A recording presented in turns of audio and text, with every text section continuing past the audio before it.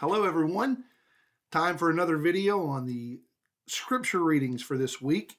It is hard to believe that we're almost ready to complete 3 Old Testament books. Not quite, but we're getting close by the end of this coming week. The text are Exodus chapters 19 to 38. And there's a lot that goes on in these chapters. Some of it gets fairly tedious, but just endure. That's what I'll encourage you to do. Endure.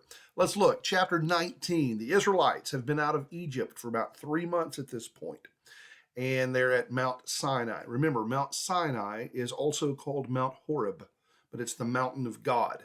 And the Lord is wanting to reveal himself to the people, but there are some very serious stipulations that he gives, and they are not to break those, or it will cost them the ultimate price. But in chapter 20, we have Moses being given the 10 commandments from the Lord, and that's written on 2 tablets of stone. Now, there are plenty of commandments in addition to the 10, but we're dealing with the 10 right here. The first 4 emphasize that relationship between man and the Lord, and then those remaining 6 commandments, man's relationship with his fellow man or his neighbor.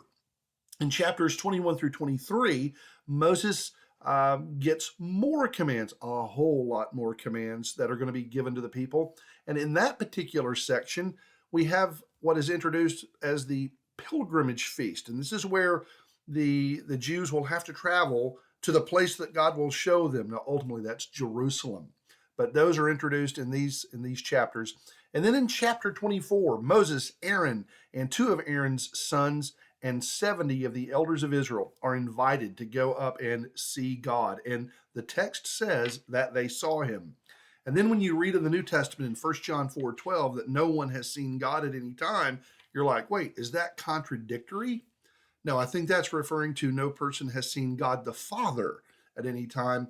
But this is definitely a revealing of God, and I can't imagine it being anyone other than God the Son in a pre-incarnate form.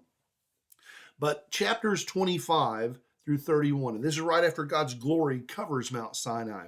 This is where the Lord gives Moses instructions on the tent of meeting. That's what's going to be built, and then the priest and their garments. And these things are very critical. And when we get to the book of Leviticus, you'll see why that is.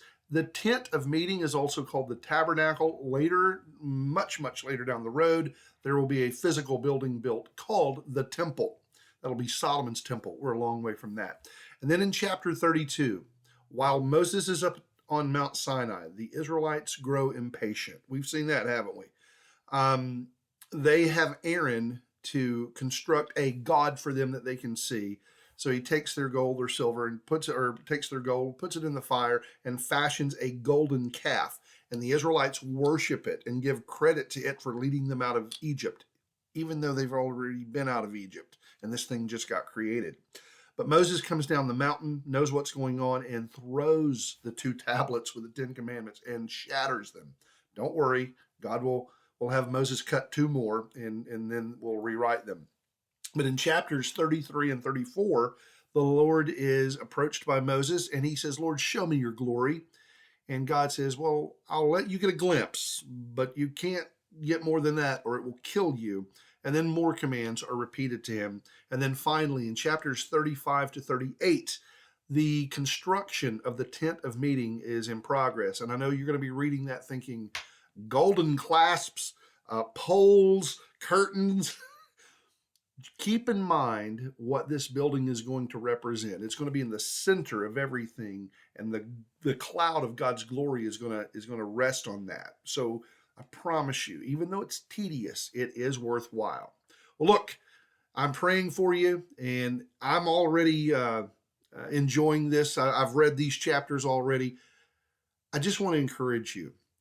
It is a good thing. It is a very good thing. And I know that sometimes you can get busy, but don't give up. It is worth it. Have a great week. See you next time.